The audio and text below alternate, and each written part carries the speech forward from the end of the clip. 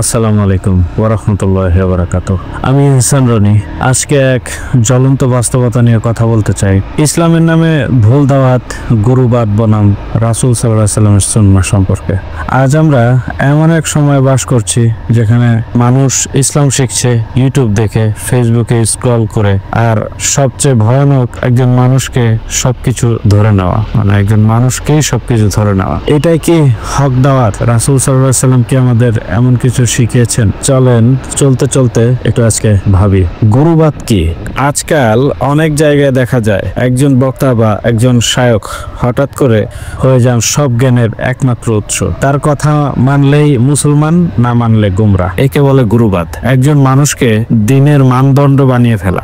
এটা মূলত সেই মানসিকতা যেখানে বলা হয় আমার হুজুর যা বলেন সেটাই ইসলাম, আর বাকিদের দাওয়াত বাতিল, ফিতনা, বিভ্রান্তি। অথচ কোরআনে আল্লাহ তাআলা বলেছেন তোমাদের রাসূল যা দিয়েছেন তা গ্রহণ করো। এটা সূরা হাশরে আছে। তাতে তো ফলান হুজুর, তেলকাটা শায়ক, তারপর অনেক পীর মাশায়েখ, কারো কথা ছিল না, ছিল রাসূল সাল্লাল্লাহু আলাইহি ওয়াসাল্লামের কথা।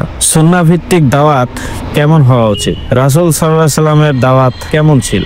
ব্যক্তি নির্ভর নয়, আল্লাহ ও রাসূল সাল্লাল্লাহু আলাইহি ওয়াসাল্লামের নির্দেশনা ভিত্তিক, সহজ ভাষা, দয়া ভরা আচরণ আর আদব ও হিকমার সাথে উপস্থাপন। বিভক্তি নয়, ঐক্যর দিকে ডাক। দাওয়াত মানে ফতোয়া দেওয়া না, দাওয়াত মানে কাউকে আল্লাহর দিকে নরম ভাবে আহ্বান করা। মুসা আলাইহিস সালাম যখন ফেরাউনের কাছে গেলেন, আল্লাহ বলেন তার সাথে কোমল ভাবে কথা বলো, সূরা তাহাতে এসেছে। অথচ আমরা আজ দিন শিখে এমন করে বলি যেন সামনে দাঁড়ানো মানুষটাই দোজখী, জাহান্নামী।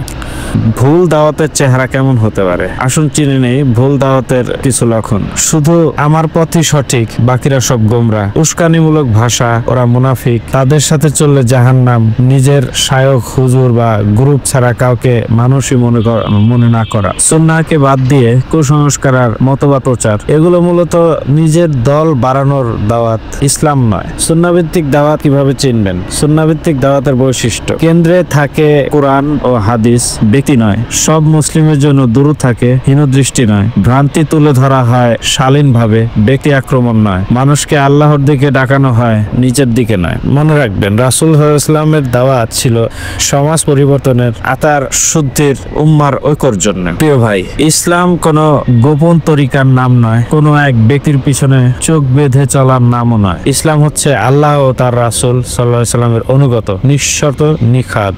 আজ যারা ইসলামের নামে নিজেকে প্রতিষ্ঠিত করছে অথচ মানুষকে বিভক্ত করছে, তাদের থেকে সাবধান হন। দাওয়াত দিন, তবে হকের দাওয়াত, ইল্লাল্লাহ, শুধু আল্লাহর দিকে। দাওয়াত মানে নিজেকে প্রমাণ করা নয়, বরং অন্যকে আল্লাহর দিকে ফিরিয়ে দেওয়া।